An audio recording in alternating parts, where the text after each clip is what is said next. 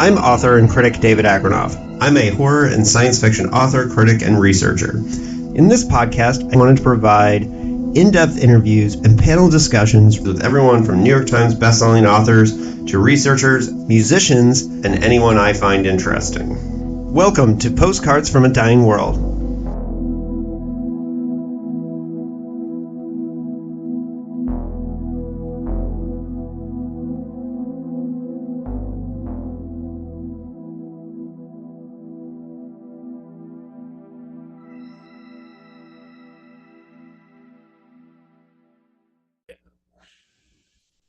Hello and welcome to another special episode of Postcards from a Dying World. If all goes as planned, this will be episode 185 of the podcast. We'll probably next come back with a season review of Star Trek Strange New Worlds.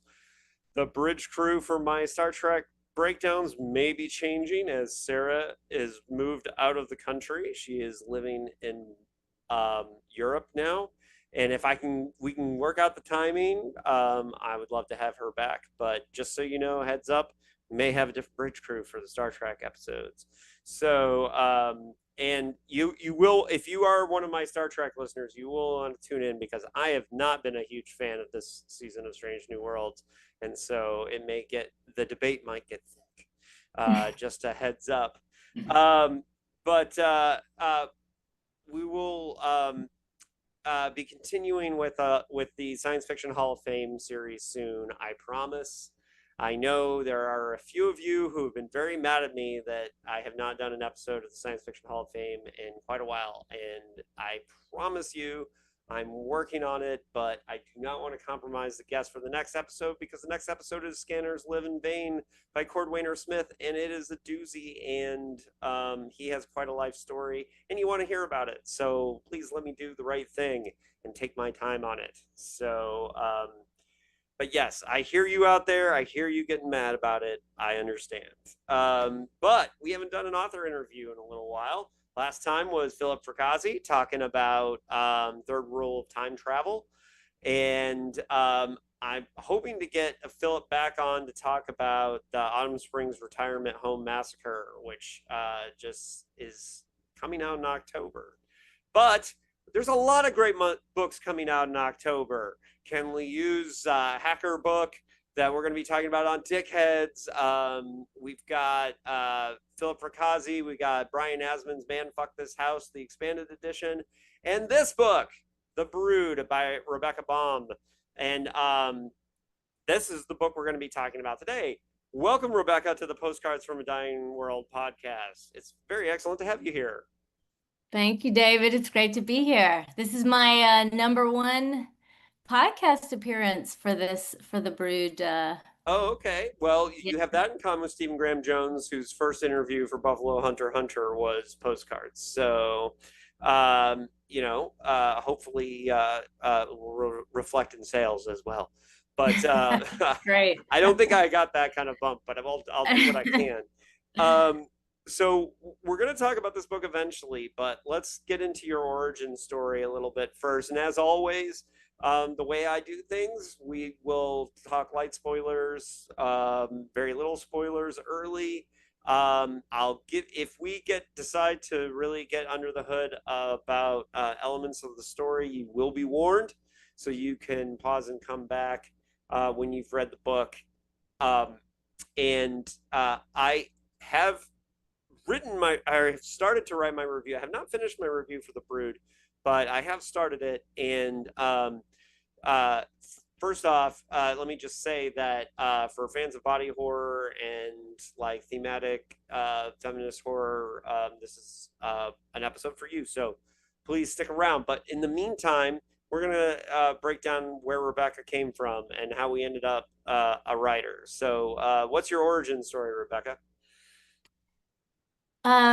Originally I'm from Louisiana, from a small town, a very rural area. Although now I live in New York City, and like many writers, I was an avid reader and loved fantasy and the Chronicles of Narnia and all the Wizard of Oz books. And Um, and um, and you know, I don't know that I felt like drawn to horror per se, but I grew up in a very Catholic area, and so I went to Catholic school, and occasionally you would hear about, a statue of the Virgin Mary, that is weeping tears spontaneously, or, when I was in high school, um, a lot of folks went to Medjugorje, which I believe is Eastern Europe, and there,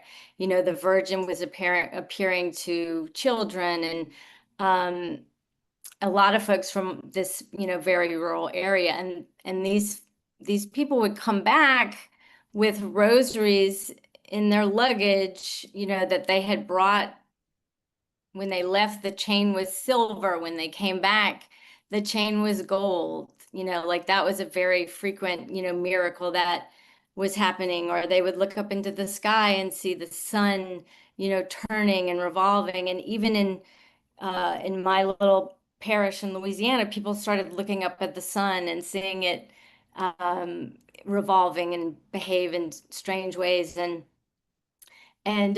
so even though a part of me like believed in a kind of God, like some greater force, and had even a joyful experience of that, like I loved reading in church, and but there was this other side where I'd hear about stuff like this, and I found it really spooky.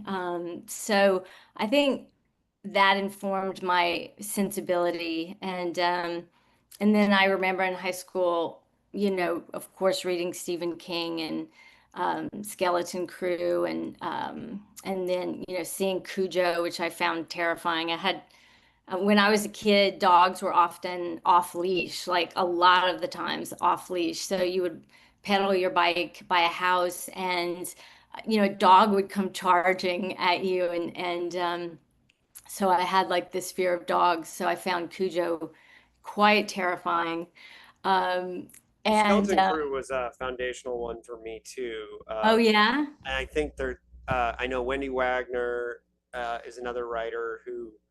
There's a bunch of us who all consider The Raft as one of those light bulb moment stories because it's one that is so what it's doing is so obvious, but it teaches horror and the steps for building suspense and telling a horror story so well. It's such a great story to kind of to to teach the steps of how to scare somebody. Remind me which that's one of the stories in that collection. Yeah, it's the one with the kids that go out on the raft and the oil slick Oh that yeah, faces. yes. Yeah, Mine was, and I can't remember the title of it, but the surgeon who's sort of from an survivor impoverished. type. Yeah. Yes, that blew my mind. Like the way that Stephen King got him to that point to take that action. Um, and to have to continue to take that action was just totally brilliant. So yeah. Well, and everyone's going to have the different works that are the light bulb, and I think Stephen King was so in the pocket when he wrote Skeleton Crew. It just really makes sense that a whole generation of writers or multiple generations of writers like got their inspiration um, from that book is not surprising in the least, given Yeah. who who Stephen King is and was. Um, but and I would say, do you think that geography? Because I know I grew up in Indiana, and even though I live in San Diego now, but Indiana kind of informs my fiction in a lot of ways, and a lot of times I come back to that. Do you think the Southern Gothic plays a role in your fiction as well? I definitely do. I think my relationship to the earth and to nature. I mean, growing up, you know, in an area of the world where I could just walk out my door, and there were fields behind our house, And so there was just this expansiveness, and the fields were often muddy, and my bare feet in that mud, the freedom of riding, my bicycle all over this tiny little town. I think absolutely. I mean, I know a part of me like mourns. I live in New York City now. A part of me mourns having that experience, that closeness um, to nature, and then you layer the Catholicism on top of that. Yeah. I think it's a very formative environment for sure. Well, that push pull that you've got going on in your psyche definitely informs this novel. It seems, at least to me. But again, we'll get to that later. Um, but this is not your first novel. This is your second novel, correct? Under Yes. your own name. Yeah. Yeah. And I haven't read Life Like Creatures, but that was your first one. But do you want to tell folks a little bit about that one? Yeah, and that one actually takes place in a setting that is very much like the town that I grew up in. And it is inspired by a real life industrial disaster where this petrochemical company drilled too close. There are these salt domes in Louisiana that they are left over from these ancient seabeds, Mm-hmm. and over eons, the pressures push those salt domes up through the earth, not unlike a lava lamp, and um, these things can be like as tall as the Empire State Building, but they're subterranean. And the oil and petrochemical companies actually use them for storage because the characteristics of salts like really are good for holding these materials. And one of these caverns collapsed, and a sinkhole formed, and beneath the swamp, the water came down, dissolved all this salt. And so the sinkhole grew and grew. It was a really unprecedented geological event. The town had to be evacuated. So my story concerns a mother and daughter who are impacted by that sinkhole, who have to flee. The mother's an alcoholic and an addict. The daughter is 13 years old, and uh, the mother becomes an accidental hero for the townspeople. And so her daughter starts to believe, wow, my mom is, you know, uh, she's stabilizing, she can pull this off for us. And um she is there are challenges to that idea. So So this is your second book. Now, did you, the path for writers can be very different, yes. on sometimes the first novel is one that a writer sits on for years or works on for years, off and on. And the debut is often one that they have to do much quicker. Is that the path that you were on, or do you have some other version of the writer's journey?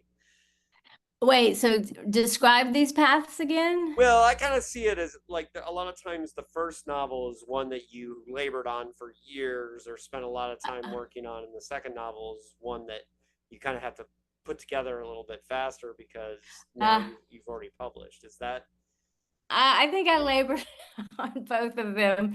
It feels like for quite a while. I mean, yeah, it probably took me two years to write Life Like Creatures. Um, that's pretty quick for a first novel?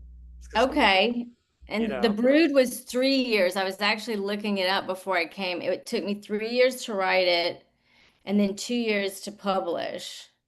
mhm. So, So you've been on a 5 year journey with this book. I have been on a 5-year journey with it. Yes. Yes. That's not that is there are I have one novel that was a 13-year journey, so in the middle Amazing. of Yeah. everything. Yeah. I mean, so, like I was listening to your Stephen Graham Jones episode that you just referred to earlier, and I mean, he was saying like it takes him 3 months or 4 months, and if if it's not moving along, then he feels like he doesn't love the story. And I was like, wow, that's incredible. I am, Yeah. that's just not my pace. Hey, we're not all, I mean, it depends on the project for me, but I think Yeah. each project is different for each writer, and you might find Yes. one day you might have one that goes that quick. God, Um, I'd love that to have that experience. Like I so really for would. me, like my novel Ring of Fire took me, it was from conception to published was 13 years. And Last Night to Kill Nazis, for example, I from conception to finished manuscript was like 3 months, and I signed the deal That's for it within amazing. 6 months. It took 2 years to come out, but Yeah. you know, some are quick, some are slow. That doesn't, they're not all going to be the same. Right. And I think the journey that you had for the Brood, it's funny because it sounds like the second one was a little bit harder of a birthing process than, or at least longer process. Yeah, and more research, although they both had quite a bit of research. Yeah, Yeah. you can tell So, that. You can tell that in the Brood that you yeah. took your time for research. That's one of the things that delayed me on Ring of Fire is I just was daunted by a lot of the research and Right. took Yeah, my and then to time on just it. like, right. Yeah, and but what you've got going on with these two books is that they show a breadth of what you can do, and also like they're both kind of built on settings of that are far away from the environment that you live in right now, so you get an experience to kind of get out of the city when Yeah, you're for writing, sure. For right, sure. Yeah. which is pretty cool. um, Now I will say, so my next question about um, where you are in general as a writer is, and there's no wrong answers with this, we're generally Halloween people here, but uh, that doesn't. So do you? This is a horror novel. It is definitely a horror novel, but Yeah. you don't have to be a horror writer to write a horror novel. So do you consider yourself a horror writer, or do you consider yourself someone who had a horror novel to write, or do you even care about the distinction? You can say I, no, I don't yeah, care about this. yeah. It's funny because my I do have another novel that's finished or pretty much finished, and it's a romance. Right. So, but I'm plotting my next horror novel as well. So, Well, I think, there's no rules that you have to do one of anything.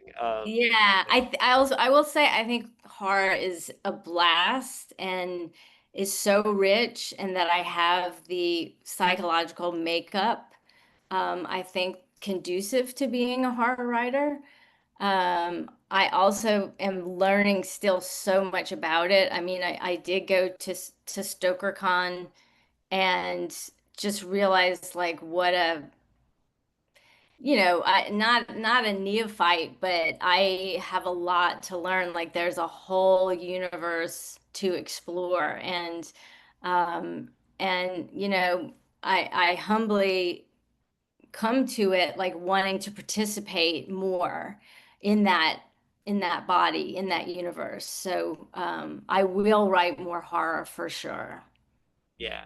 Now this book has a little bit of body horror as kind of part of the soup.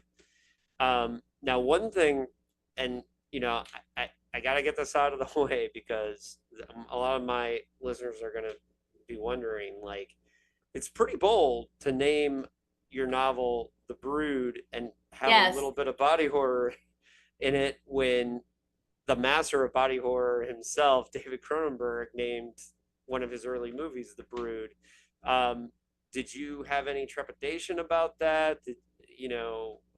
Or was that something you weren't? I mean, that's an older movie, so Mhm. it's okay to be like, I honestly wasn't aware. What, I don't know. I'm just wondering. Yes, of course. I was aware. Mostly because I did do a Google of the title. And but I just, the brood is a scientific term, a biological term used, to describe these periodical cicada emergences. The film was made, what, in the 70s, Yeah, I believe. Um, the bodies in that film are different from, I mean, sure. this, yeah. So I hope I can, I thought I could get away with it, especially because it's a book and it's not a film. I mean, if it ever becomes a film, maybe that would be a conversation to have, about whether the title needed to be changed. But I thought there were enough, um, legitimate supporting elements for me to get away with it. So Yeah. Well, I'm not saying that you shouldn't have. But I just me personally, The Brood is one of my favorite David Cronenberg movies. So how do So you feel then about me using it? Let's ask then. Let's ask then well, that I mean, the fans. I'm not sure I could have titled the book The Brood in my own head, Yeah, but that doesn't mean that I'm judging you for doing it yeah. necessarily. I just, for me personally, um, and I'm sitting here wearing a crow shirt, right? So like, I would feel weird, like even if I had a story about a crow, calling it the crow, right? Mm. Partially because my buddy John Shirley wrote it, but whatever. Like, um, I would have a little bit of trepidation about that, but that's mostly because like The Brood is the particular movie. The Brood is close to my heart because it was one of the early. It's a long story, but my introduction to The Brood was on. We had a local horror movie host in Indiana called Sammy Terry, and he showed The Brood when I was a kid, and I was far too young to get it, right? But I still watched it, and so I got a little personal connection to it. But that being said, um, uh, I'm not going into the book judging that when I'm reading it. I'm taking it. Yeah, I think it's a natural question to ask for Yeah, sure. yeah, and I feel like I've got a few listeners who are devoted David Cronenberg Yes, people, so I'm sure if they would be calling bullshit on me if I didn't ask. So, yes, yes. let's get into, without spoilers, let's get into The Brood, which is, um, it's a little bit hard to describe, um, like the nature of the horror of this, but it's kind of like, without getting into what the actual story is, if you want to stay completely cold and you want to jump out at this point, if you want to know what the kind of general field of it is, um, what's your thumbnail pitch for this? Because, and I think about this, and that we just did the San Diego Book Festival yesterday, and every time somebody came up to the table, my pitch immediately for the book for my book Last Night to Kill Nazis is, if you hate Nazis but like vampires, I've got the book for you. How do you pitch The Brood? How are you planning on pitching it? Have you thought about it yet? Because it's not out yet. You haven't had to sit behind a table and pitch it. Every day, but have you thought about this? What's your thumbnail pitch for it? Um, I know I do need to whittle it down more. But You can give the long answer here because it is a podcast, but well, I want to tell you like the way that like so what I sent to you, for instance, when I was curious if you would host me. A feminist body horror with elements of eco horror, a dash of folk horror, and a slew of periodical cicadas. It was like kind of the general, and that's sort of, I guess, insider baseball. Like, I don't know if a person who doesn't follow horror would know what all of those terms mean, but and I will truthfully admit I saw the words eco horror, didn't read the rest of it, and said sure. And because eco horror great. is one of my favorite subgenres, and then also because one secret for me is that I never read this. I try to Ah, go into novels as cold as possible when I read them. And even the novels that I choose because I'm interested in them, I try to put them a couple months into the TBR, so I don't remember why I wanted to read a book because I don't want to know anything when I start reading a book. I think that puts me as close to Yes. the author's intention Yeah. of reading it. And so I went into it totally cold.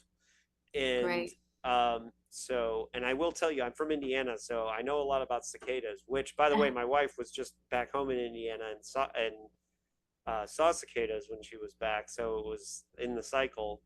The Um, periodicals? yeah, the periodicals. So, Great. we had, I want to say it was every 7 years we had the cicadas, but I don't remember exactly. But we had we were part of a very serious cicada cycle in my hometown of Bloomington, Indiana. So like we got cicadas every couple of years. In fact, I have a friend who named his daughter Cicada. But Oh, beautiful. Yeah. yeah, but so I'm predisposed to like cicada horror, but I think you had me at Eco Horror, so I read it, and you know, uh, I think that's a decent pitch, but but you didn't have to go that far with me. Right? Okay. Great. I got into it.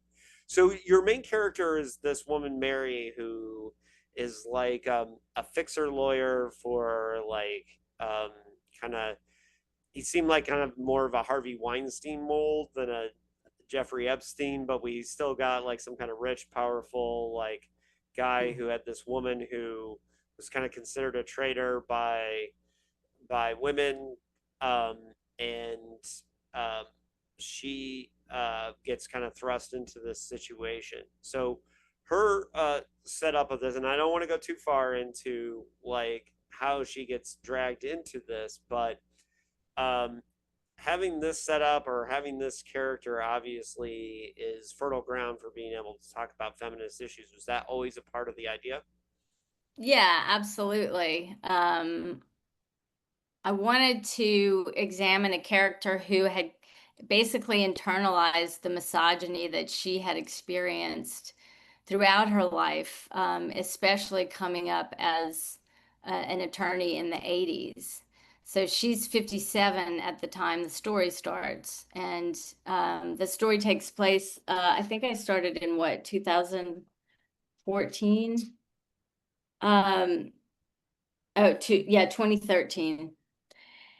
And so she has really hardened herself and had to pull herself up by the bootstraps and come out of extenuating circumstances.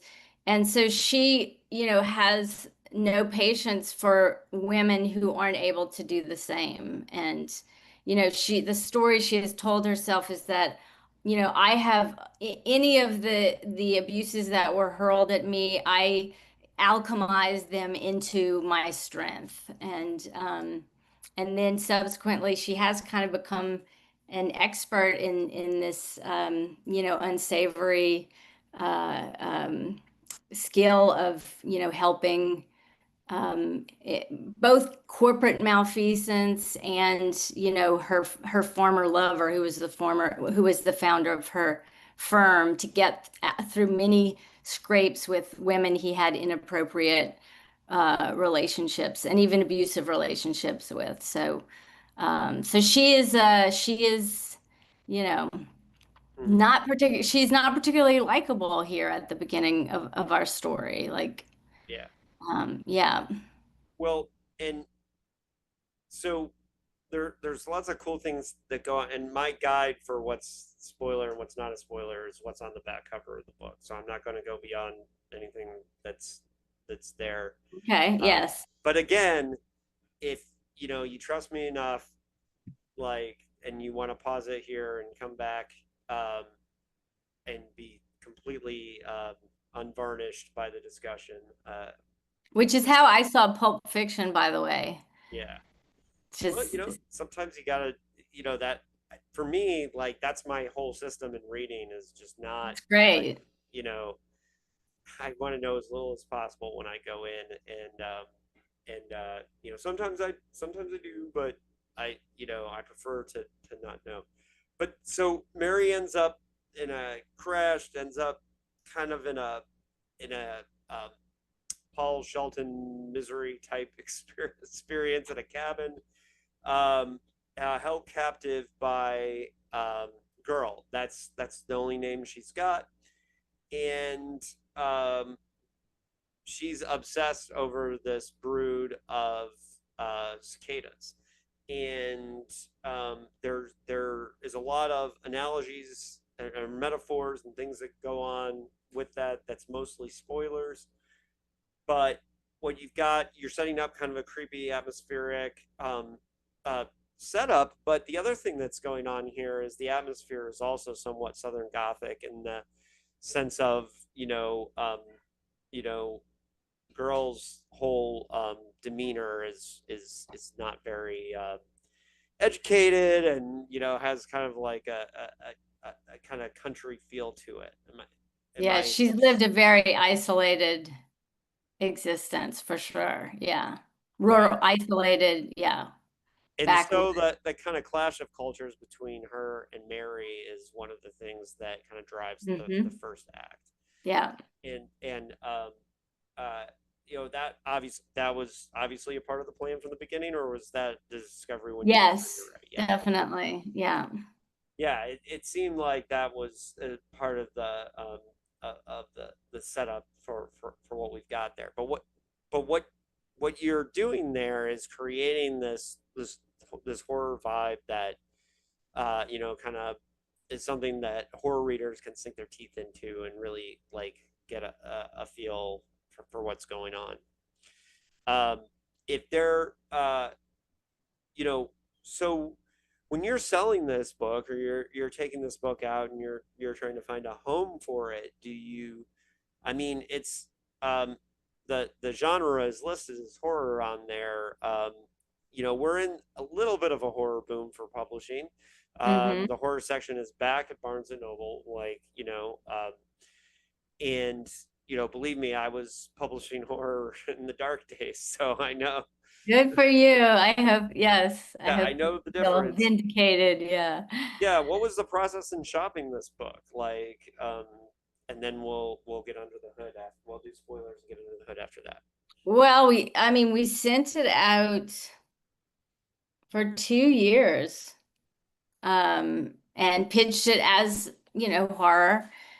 I mean, I had heard before, like, oh, it's best if you just stay with, my first novel, I guess, not I guess, but we did call it literary fiction, that Yeah. big, broad, general term. Um, and I had heard, from other authors and, that it can be tough to all of a sudden start a different genre, but it's only my second novel. So, but still, like my credential that I had was this literary fiction novel. I hadn't, and then my genre debut.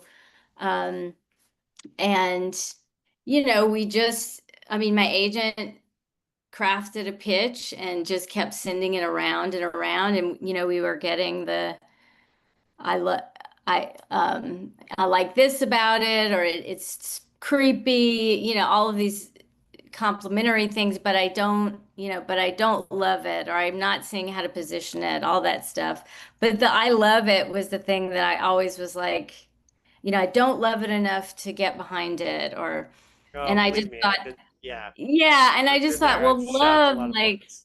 yeah, and I just kind of questioned the genuineness of that, but like the person who finally acquired, the editor who finally um wanted to acquire it, she really did love it. I mean, it's like it was kind of an amazing experience. She really was just sort of swept Well, away by it. you And only need one.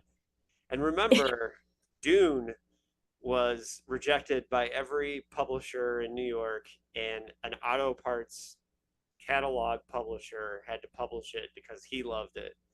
that's And amazing. I no one love else that. was gonna publish Dune, and of Wow. course now it's a classic, right? So Yeah.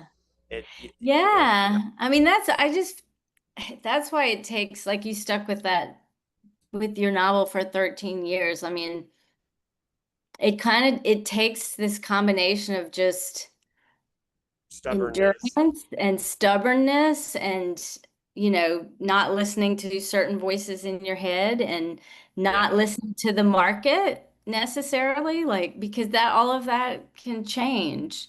yeah. So, Well, and you are you're in a market now that is it can be very profitable, but it's also very crowded. So, yes, yeah, getting your voice out is definitely you know, is one of those challenges. So, yeah. hopefully, Well, what we can do is let people know that you know without explaining them, but I will say that there's a lot of metaphor and thematic strength um, to this novel as it goes on. thank you. I read an early edition, an uncorrected proof, so there can always be changes, but I think um, you know the strength of the book is those themes. So it's hard because like a lot of promoting a book is like telling people why they want to read it, and a lot of it is stuff that I don't necessarily want to spoil. So that makes talking about this book a little challenging. How have you figured out that dance, or have you not yet? Because I'm your first interview for it. Yes, yeah, absolutely. Um, I mean, I think, there are some important elements that we can mention for sure, which is, the whole exploration of, mother-daughter and that, the reason girl is, quote unquote holding Mary hostage. Well, it's not in quotes, but is very determined for Mary not to leave the cabin, is because she mistakes Mary for, or she believes Mary to be her mother who left, you know, many, many years before, and who girl has been waiting for her mother to come back. Yeah. And because there is a brood that is emerging, which, brood refers to a collective of periodical cicadas that were born all at the same time from the same brood, like brood X came out in spring of 2021. That was, people may have heard about that one in the news. So, these cicadas spend 17 years underground in solitude, each in their own little cavern. And they're the 17-year periodical cicadas. There's also 13-year periodical cicadas. Mine are 17. And so when they finally come out in the spring, it's like this massive orgy of, because they only have a short time to mate, to lay their eggs, the eggs to hatch, and then the eggs go back into the same ground. So geologically, they're going to be in the same ground, coming out every 17 years, these generations of cicadas. So Mary, her car wreck and girl finding her and bringing her back to the cabin coincides with the emergence of this particular brood. And so that's part of her evidence, that, this is her mother who has returned. And um, Well, and part of the metaphor that's so great, and I don't think this is a huge spoiler either, which is that Mary, having been this terrible, um, you know, uh, person who hurt women, kind of uh, being host to this uh, brood that are so tied to nature is one of the thematic reversals. And anyone who listens to my podcast knows I bring up parallels and reversals as being the foundations of storytelling. And so, I appreciated that reversal um, with Mary, or whether it happens or not towards the end of the story, she is being threatened with being, that she is going to have to be the mother to this brood. And, you're going to have to read it to find out. But the just the threat of it alone creates this excellent metaphor for and thematic reversal for her, at least in my opinion. That's, Yeah, that's yeah. As girl, tries to convince her that that's a possibility. Yes, yeah, Mary definitely has a confrontation with, the way that she has lived her life for sure. Absolutely. yeah, and I think but I think horror novels in science fiction and genre work become one of the reasons why those of us who are so committed to it, we're not committed to it just because, I mean, there probably are some writers who are committed to it just because they like to make monsters and go bad. But, a lot of us choose genre because it gives us room to play with these metaphors and analogies that straight fiction just doesn't like Yeah, us. yes. And that is one of the reasons I did start to consider horror. I have a friend who founded a screenwriters kind of incubator and community to support women screenwriters over 40. It's called the Writers Lab, and she was talking about how there were so many wonderful, female directors and screenwriters coming up and turned me on to, like the Babadook and a few other films. And she was just, we were discussing how horror provides it's a particularly useful genre for expressing those anxieties that are specific to women. Um, and then of course, like the body horror, obviously, we tend to go through a lot of, physical transformations. Um, pregnancy being the most incredible, miraculous. You know, I haven't had a child, but I stand in awe of that whole process. Well, and I think that is another part of the metaphor of this story, in that that's one of the things that makes it strong. So you're not going directly back to horror with the next book. Um, Well, because it's already written, and I don't know, maybe it's I'll okay. You use. don't have to be defensive about it. That's Oh, fine. well, I don't feel defensive about it. I feel like it's an interesting puzzle Yeah. to sort through. Because I could use a pen name. I don't know. We'll see. I definitely need input from folks who are wiser than I to make that decision. Well, and that's one of the good things about when you said you went to StokerCon and like being part of groups like HWA and stuff like that, that you can, because you wouldn't be the first person in Right. HWA to write a romance novel. Yeah. Yeah. I mean, I'm gonna turn 55 next September. I had my first novel published when I was 50. I really started writing in earnest when I was 40. And I just feel like I just want to, explore everything that I can, everything that interests me that I'm drawn toward. Yeah. Um, And there's different ways to do it. You can be, you know, ambitious to the point of where, you're trying to have the most sales, or you can be ambitious about the fact that I just want my books to exist in the world. And I've always taken the tact of I just want my books in the world. And yeah. um, you know, I don't um, I started to see better sales when I stopped caring about it. Mm, um, mm, and interesting. and Interesting. I think that that's uh, one of the better ways to look at it.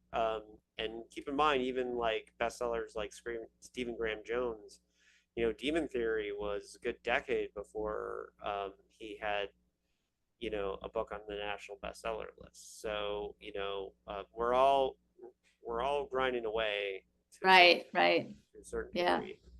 Um, Yeah. I think we kind of managed to do this without spoilers, Rebecca. I think I don't know if you want to get under the hood a little bit more, or if you feel comfortable staying in this type of lane. But I think one of the things that is interesting about um, the writing of the book is that for somebody who is new or a first time to horror, um, you definitely took to the suspense beats. Did you have any influences on that? And when I say suspense beats, I mean like Richard Matheson, the author, was probably the best author at like actually doing the nuts and bolts, the little pieces that make suspense like from one moment to the next. I think a modern screenwriter, David Koepp, for example, is really good at that. That's one of the reasons why he wrote Panic Room and Stir of Echoes, and a couple of those are really good at that. So, but those mechanics of this happens first and then this happens, and I'm trying to create a frightening moment. Did you have any influences on that, or um, did you just try to go intuitive on that? I think part of it was intuitive, but because you want to keep the reader turning the page. I mean, that's the basic, you know, hope that you can draw them forward. Um, and but I was also in a well, actually, I wasn't in the writing workshop with this.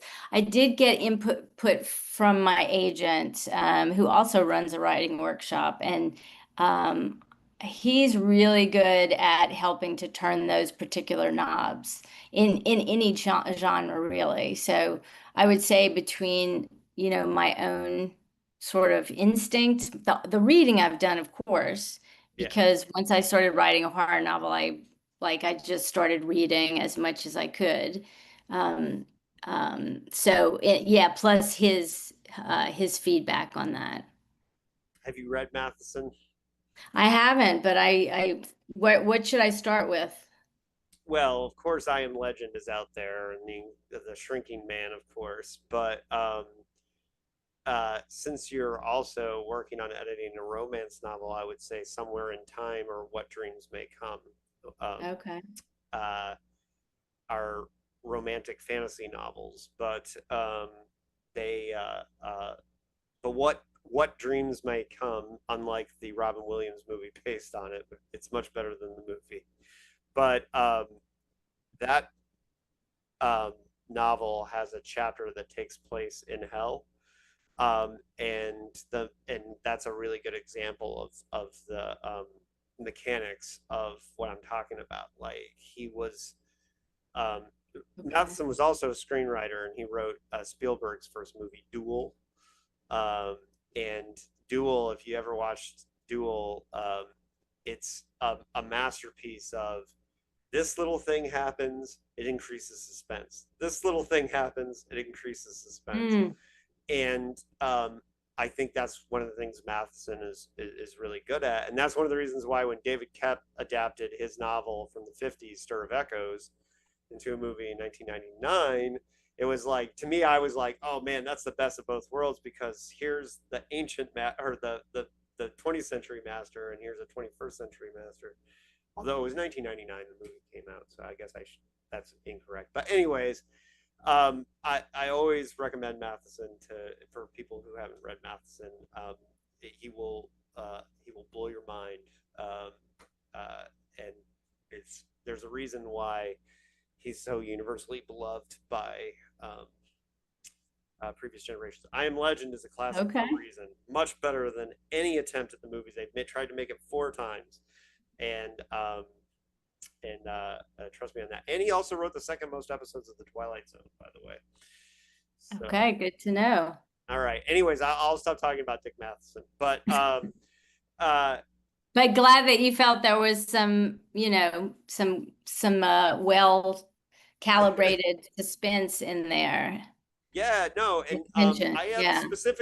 I have a couple parts that I highlighted that I'm going to be talking about in my review, and specifically, um, like I'm pointing out now, there's a scene with the insects coming through the vents of the, I believe it's been a week since I read it, but through the vents of the car, thought that was a really well done suspense, and it's something that I don't heap that praise lightly. So, Oh, um, thank you.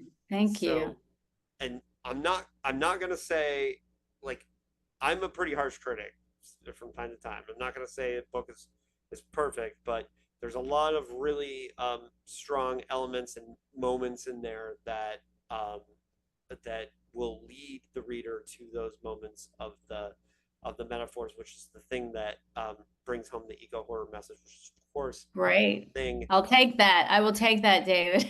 Yeah, that's the thing that I would that I think my listeners would really appreciate.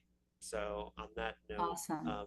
Awesome. where can people they can this book? I know it's from Amazon Publishing. The Thomas and Mercer uh, imprint. Yeah. Yeah, Thomas and Mercer imprint? Is this where can they It's find this? available. It's available for pre-order on Amazon, Barnes and Noble, maybe elsewhere. I'm not sure though. Barnesandnoble.com. And And look, we're one of the things too that I should say this too, as somebody who's um, you know, got some books on the shelves at Barnes and Nobles and some that aren't.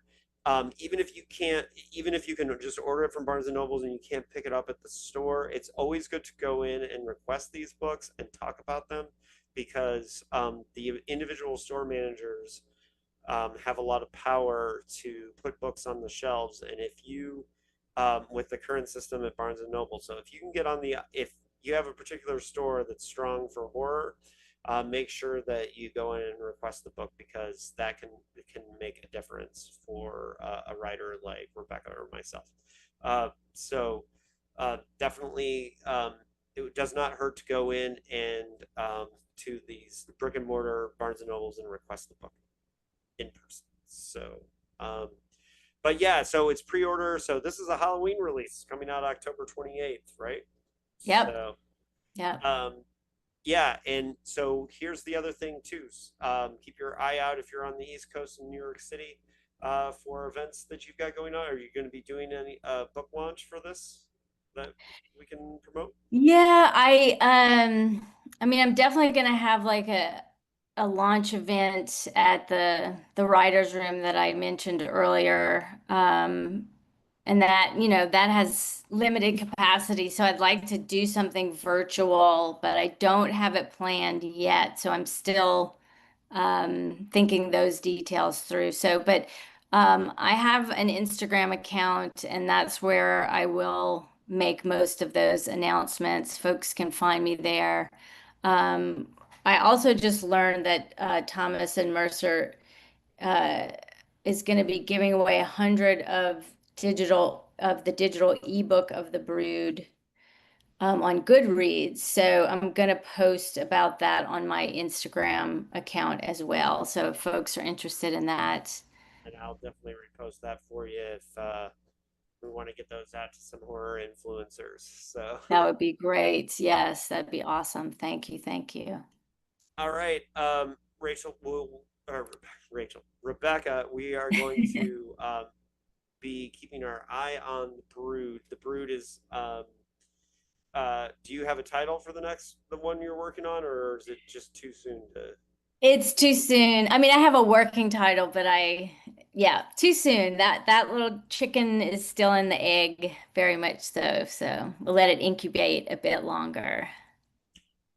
All right. Well, we love feminist eco horror around these parts. We are a great fan of messaging in their territory. Yeehaw. Yeah, and I just got a copy of the best eco fiction of 2024 sent to me in an arc, and was excited that this is now a thing that's going to exist every year. Is the best eco fiction of Very the cool. year. Great. Hopefully, those of us who have written ecologically minded novels maybe can get excerpts in next year's, right? So I Yeah. got one of those for me too this year. But I really enjoyed a chance to read The Brood. I'm very thankful that you reached out to me. I'm going to be keeping my eye on your work in the future. And Thank you. I know you personalized this to me, but it is my philosophy that I know a whole bunch of women horror writers in this area. And next week, when we do our Dread Coast launch, I'm going to make sure to hand this to somebody who I think will really like it and help spread the word. Absolutely. I would appreciate that. And if there's any other folks, let me know. I could send them, a Well, copy, we have our too. Dread Coast book launch next week, so I had a chance yesterday to pass them out at the book festival, but I knew I wanted to be able to look at it this morning before I talked to you again. So I wasn't able to give it away yesterday, but thankfully I have another opportunity next week. Um, and it's funny because a lot of the writers that I know that I always come bearing arcs um, at events, like Great, great. passing on arcs because I have been getting a lot of them lately. So, um, and I definitely like to spread the word as much as possible. So, thank you, Rebecca, for joining us.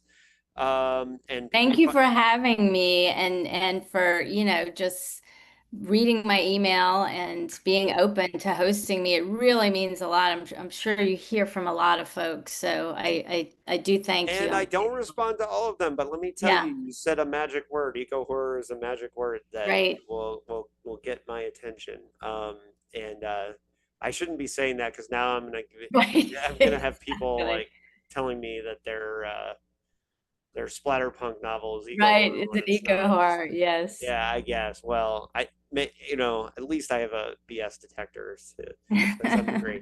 All right, so folks who are out there listening, coming up on Postcards from a Dying World, we should be doing our Star Trek Strange New Worlds here soon, or the Science Fiction Hall of Fame series should be coming up. For those of you who are listening at home, keep up also with the live PKD hangouts on Tuesday nights. We have some big ones coming up as always. Different live guests every Tuesday night from 6 o'clock Pacific time to 7 o'clock. We have a guest and then open discussion after that. If you're a PKD nerd, I certainly recommend that.